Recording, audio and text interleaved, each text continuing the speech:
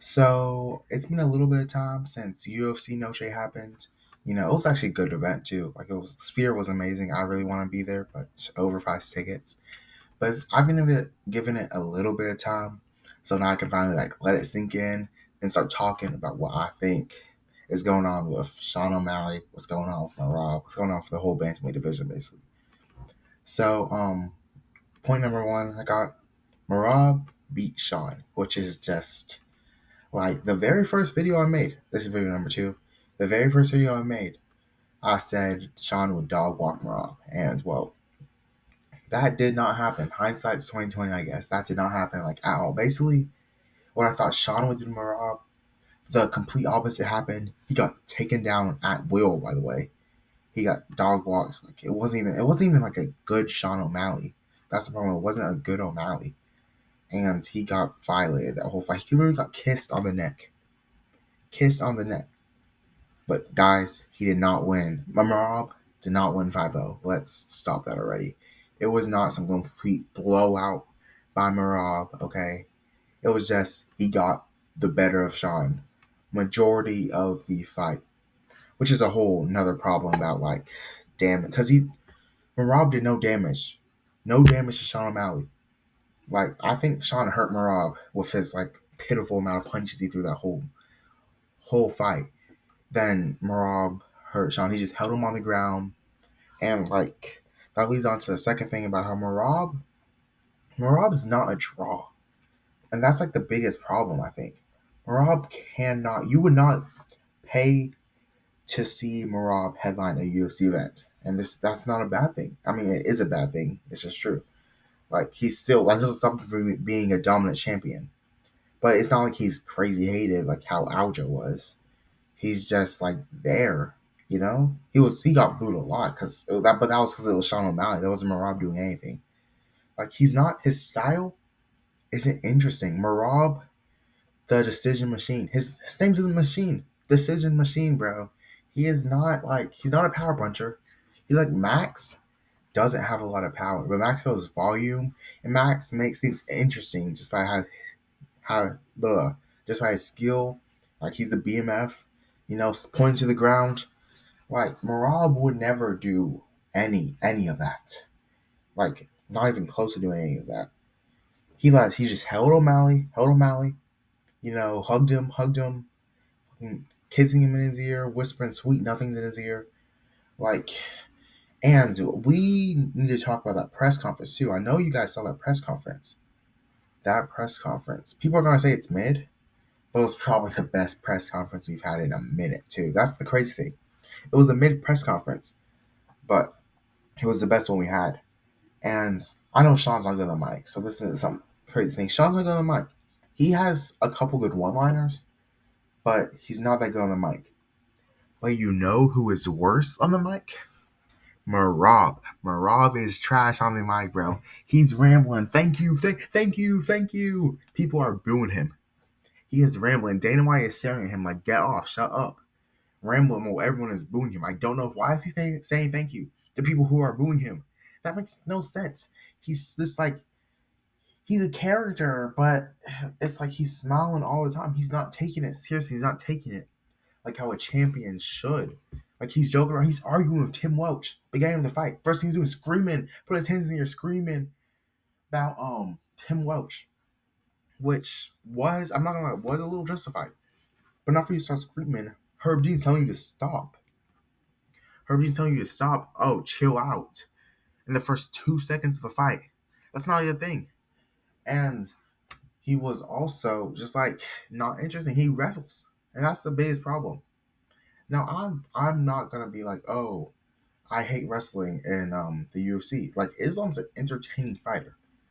Okay? Islam is an amazing entertaining fighter, but he's also more of a striker. Well, nowadays I feel like he's striked with Poirier. But wrestling to the common, just general audience, 80% of the UFC fans don't like wrestling, or they don't like wrestling to be that long as it was in that fight. They don't want I didn't even want it to be that long. You saw everyone calling it boring, cause it was a boring fight, cause Merab's just holding him to the ground. No, not even trying to finish. Not even trying to get one knockout victory on his career. Just not trying to. Like, he is like so boring. He needs not a draw. That's a problem. He can't talk. He can't fight like a boss. So it's like, not like a boss. That was stupid. He can't fight. Like, he doesn't fight like Connor. He doesn't fight like any top stars. So we're gonna like think about him. Yeah, sure. Maybe he might even go down in his history. He has a great resume. He might even go down in the history of bantamweight really good. But like, you wouldn't go back and watch some of his fights. But you wouldn't go back watch some of his fights. Like, he needs someone else to be interesting. Like, I've watched his fight with Triple C so many times. I don't even like Henry, but I've watched this fight so many times. So I thought that fight was interesting. But he can't do it by himself. That was a two-man job. He can't like carry a pay-per-view. He can't carry a fight and make really anything interesting. He had good sits on TikTok. He had TikTok sits. That was the best thing he had in that whole build up to the fight. Now the next big question is, who is next for his title? Who deserves a title shot? So looking at the UFC rankings right now, we have Merab. He's the champion, of course. Sean O'Malley's ranked number one, but of course, champions always get ranked number one. But they don't deserve a rematch. I'm not as a Sean O'Malley fan. Sean does not deserve a rematch after the like horrible performance he just did. He does not deserve a rematch. They might give it to him though, because it's Dana White's love child, basically. Number two is Umar. Umar is the real number one contender. I think I have a lot to talk about on Umar, but more sorting it up. I don't think it's gonna be interesting. I think it's gonna be a little bit boring. But he is ranked number two. He did beat the former ranked number one contender, basically. Well, number two contender. Third is Peter Yan. I would love to see Yan get a title shot. I think he needs one more win because you can't beat Song Yadong. You can't beat him and just get a title shot. No, he needs one more win. But he also, it's just Umar who's above him. It's just Umar who's above him and O'Malley, but we're not counting him right now. Four is Corey. Corey lost a lot of like his appeal after he took a loss, especially to Umar, because Umar hasn't beat really anyone. I think I'd rather see him match up against Sean O'Malley than anyone else. I feel like that's the consensus like thing to say, but I think he needs to match up against O'Malley just because he needs more appeal. He needs more star power to him before I think he gets a title shot. Then Figgy. Figgy is number five. That is interesting. Davison Figueroa, probably say his full name too. He's number five. I think he has the star power. He has like a legacy. He is an interesting fighter, and I believe people would love to see him fight at bantamweight. And this is like his thing now. I don't know how long he's gonna keep fighting, but hopefully, I would love to see him touch another championship though. He's 36, which is a big problem, but so he might take a loss, which is gonna ruin his legacy. But it will be fine, and I think he does move up the rankings, so we'll see how that goes from there. Six is Triple C, Henry Cejudo. We don't want him. We don't want Henry anywhere near this channel, okay? He's talking so much disrespect. Well, he's sitting down on a podcast. He's never getting back in the ring. He's talking about, oh, once I get back in the ring, I'm gonna beat this, I'm gonna do this. He will never get back in the ring again. I guarantee it. And if he does, he's gonna get knocked out round one. He's the next Conor McGregor. Used to be good, done. Well, Conor wasn't even all that, but he used to be good, and he's done. Like, please get Henry out of here. I don't like Henry. I really don't like Henry, and he always goes for the wrestlers. You watch it. I like his podcast. I like his podcast, but he loves the wrestling. He went for Bilal. Like, he loves wrestling in general, which, like, of course he is a wrestler, but still, like, sometimes I feel like Sean O'Malley was the pick to win the fight. You know what I'm saying? Number seven. This is the last one I want to talk about. Tito Vera. Just why is he in the UFC, bro? Like, if they sent him to Bellator, you can send him to Bellator, send him to PFL. I won't be mad. Because he can probably, if he's the Bellator champ, I'm not mad about that. But why is he in the UFC, bro? He's 1-2 in his last 3 fights. Both unanimous decisions.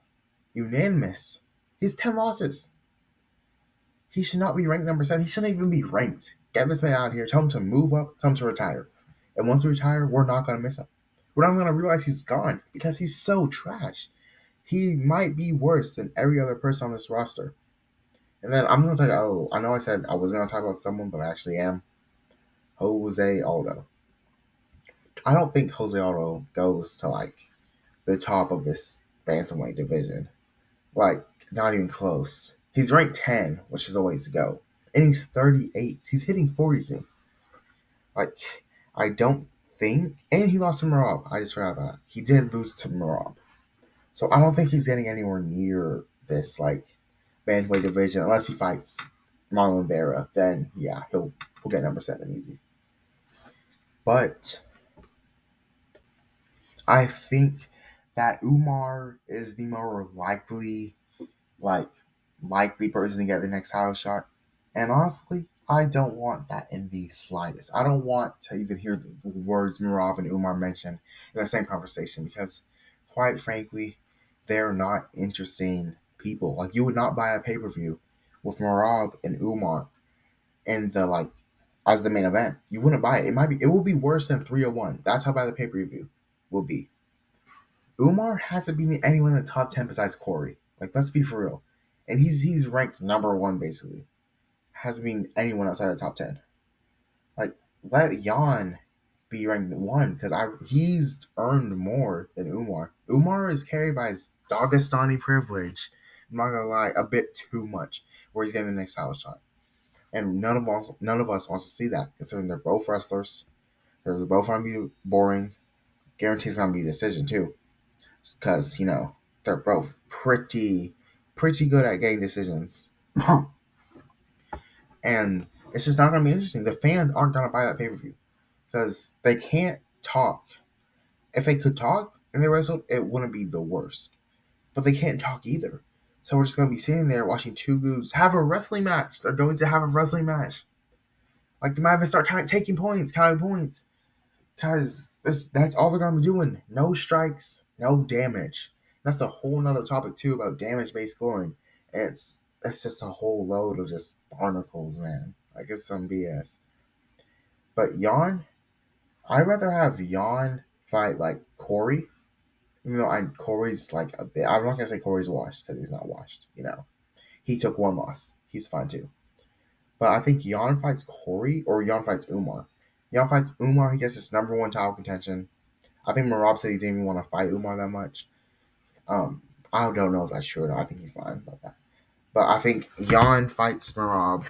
I think if Jan wins, that would be so much better for the UFC. Dana will like it more. And then we can get O'Malley, Jan 2, ending controversially. It's like how we should get Sean and DDP 2 because it ended like really weird. So we can settle that.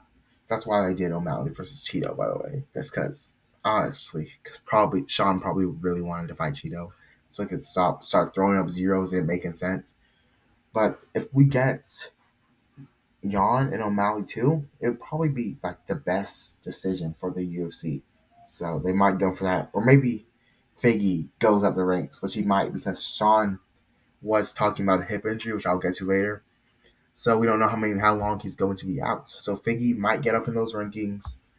Jose might get up in those rankings, and then we'll see like these new title contenders, almost title contenders, struggling, well fighting to get this next spot. And I believe that is going to change a lot of just everything because it's really deciding who's next. I don't think Merab is going to get 2 title defenses.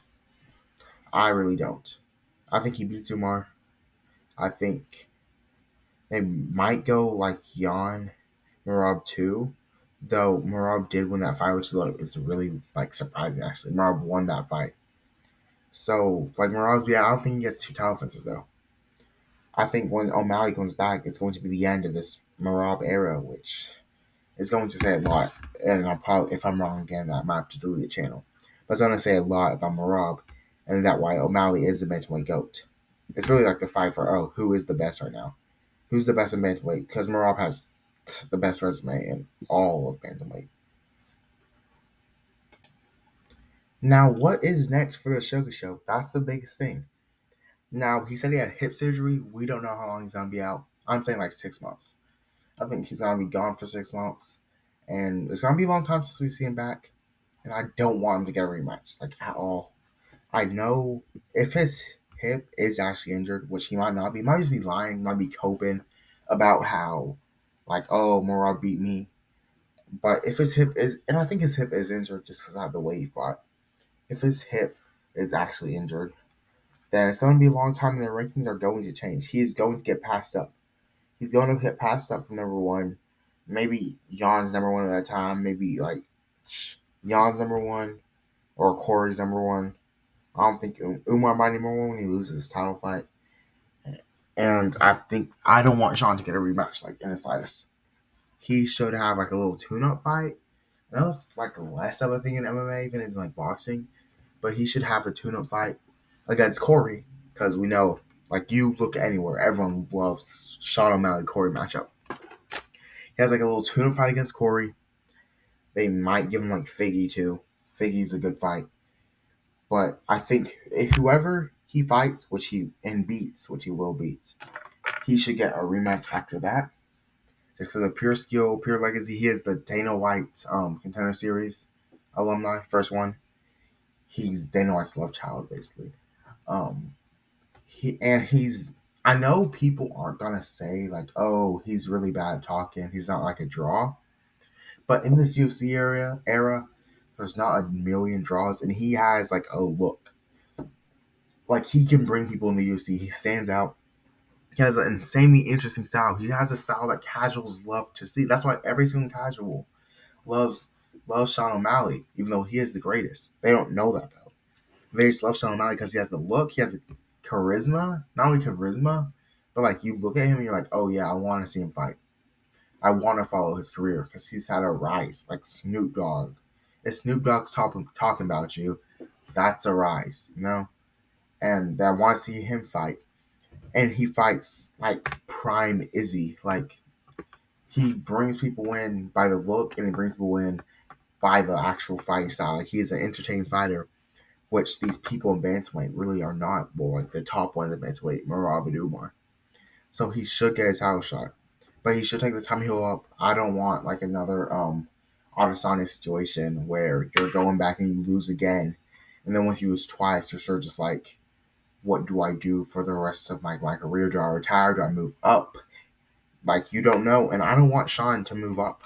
I have said I think he could beat a lot of people in featherweight, but I don't want him to move up just yet. I think he beats Diego Lopez too. I think he whoops Lopez, but that's a whole nother thing.